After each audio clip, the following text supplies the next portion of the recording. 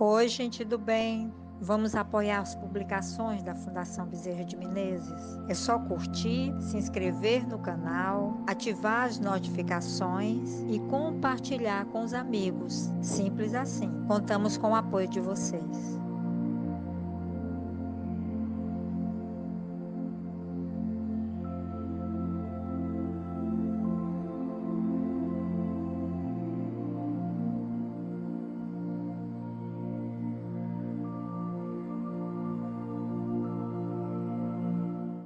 Uma boa noite, meus amigos. Então, nesta noite de hoje, dia 11 de agosto, na Fundação Bezerra de Menezes, nós iremos conversar, nós iremos estudar, facilitar o entendimento do capítulo 13 do Evangelho segundo o Espiritismo, com o título Que a mão esquerda não saiba o que faz a direita. E especificamente neste capítulo 13, nós iremos conversar sobre o óbolo da viúva. Um item que quem assistiu o filme de Jesus e muitas pessoas que são responsáveis pelas mais diversas religiões, e eu me refiro aqui à religião cristã, sempre comentou ou conversou algo acerca do óbolo da viúva. E especificamente no Evangelho segundo o Espiritismo, nós iremos ler nos itens 5 e 6. Então, eu vou fazer uma leitura que inicia este capítulo, que consta em Marcos capítulo 12, versículos de 41 a 44, e em Lucas 21, versículos de 1 a 2. Diz mais ou menos assim: E estando Jesus assentado defronte de onde era o gasofilácio, observava ele de que modo deitava ali o povo o seu dinheiro. E muitos, que eram ricos, deitavam com mão larga. E tendo chegado uma pobre viúva, lançou apenas 2 pequenas moedas, que importavam R$ 1. E convocando seus discípulos, lhes disse: Na verdade vos digo, que mais deitou esta pobre viúva do que todos os outros que deitavam no gasofilácio. Porque todos os outros deitaram do que tinham na sua abundância. Porém, esta deitou da sua mesma indulgência tudo o que tinha, e tudo que lhe restava para o seu sustento. E aí, nós iremos agora olhar no item número 5, o comentário acerca dessa passagem de Jesus que foi registrada por Marcos e Lucas. Muita gente lamenta não poder fazer todo o bem que desejaria, por falta de recursos, e, se querem a fortuna, dizem, é para bem aplicá-la. A intenção é louvável, sem dúvida, e pode ser muito sincera de parte de alguns, mas o seria de parte de todos, assim, completamente desinteressados? Não haverá os que, inteiramente empenhados em beneficiar os outros, se sentirão bem de começar por si mesmos, concedendo-se mais algumas satisfações, um pouco mais do supérfluo que ora não tem, para dar aos pobres apenas o resto? Esse pensamento oculto, talvez dissimulado, mas que encontrariam no fundo do coração se o sondassem, anula o mérito da intenção, pois a verdadeira caridade faz antes pensar nos outros que em si mesmo.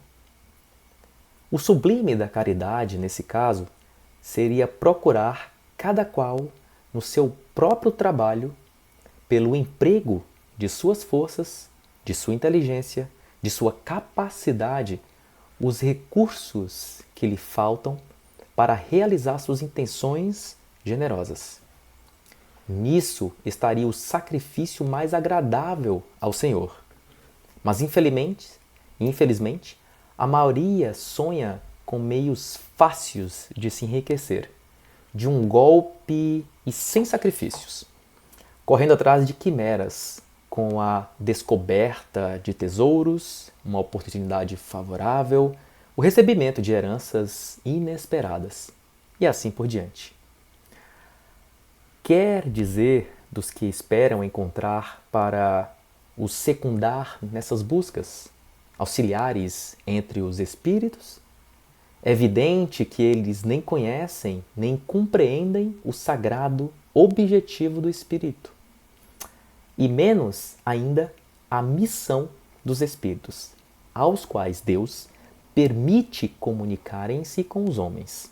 Mas justamente por isso são punidos pelas decepções. Este parágrafo que eu acabei de ler, ele consta no Livro dos Médiuns, de número de 294 e 295.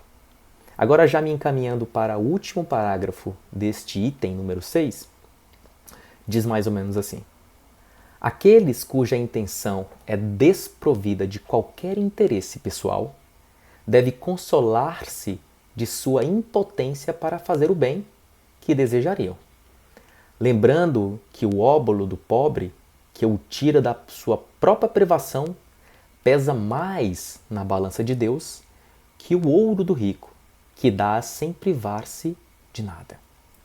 Seria grande a satisfação, sem dúvida, de poder socorrer largamente a indigência. Mas, se isso é impossível, é necessário submeter-se a fazer o que se pode.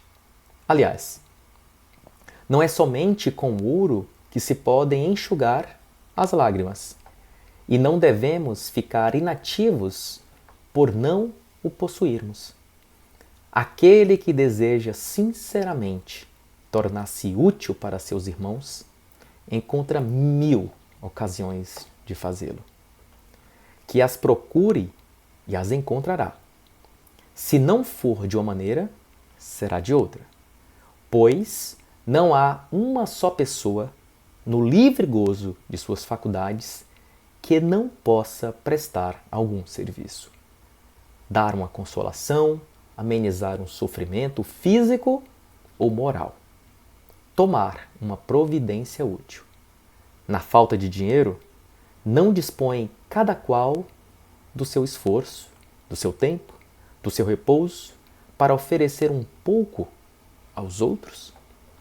Isso também é a esmola do pobre, o óbolo da viúva. Um capítulo curto, uma mensagem profunda, e como tudo que é em ciência conduz à busca pela resposta das coisas, eu aprecio muito a leitura do Evangelho segundo o Espiritismo, da maneira em que Kardec, sendo um professor, formula durante todo o decorrer da reflexão perguntas.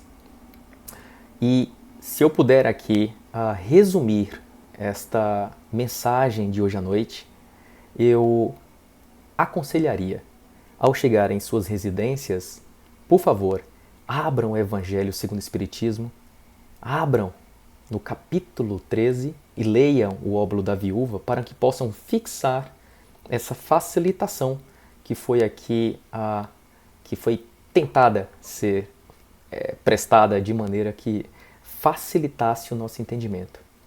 Mais do que tentar transmitir, sou eu quem aprendo, sou eu quem sou o estudante aqui. E desta maneira, uma mensagem fica muito importante aqui para mim. Eu ainda faço muito pouco. Eu sei que eu poderia fazer muito mais, porque por mais que eu dê aquilo que eu acho que seja muito bacana para o meu companheiro, o meu amigo, aquela pessoa que eu não conheço e nunca vi na minha vida, a gente sempre pode dar um pouco mais. A gente sempre pode doar um pouco mais. E desta maneira, Jesus nos aconselha a caridade. O Espiritismo reforça o papel da caridade. De maneira que ele diz, não se chega a um plano espiritual elevado, não se chega ao burilamento da alma, se não for através da caridade. Então, caridade, gratidão, e vamos dispor mais daquilo que parece nos faltar. O tempo, hoje em dia, eu chamaria de bem muito precioso. E o fato de ver tantas pessoas queridas na Fundação dispondo do seu tempo precioso para prestar um serviço voluntário e ajudar, isso me inspira. Isso me inspira a desejar fazer mais. E esse é o convite de Jesus para essa noite, para que a gente possa fazer uma autorreflexão para saber o que é que nós estamos dispondo. E se isso, de fato, é suficiente, nós possamos entender que podemos doar um pouco mais, inclusive o nosso tempo, os nossos ouvidos, a nossa paciência. E assim, dia a dia, a gente vai subindo os degraus da escala do desenvolvimento pessoal e espiritual. Eu desejo a todos uma excelente noite.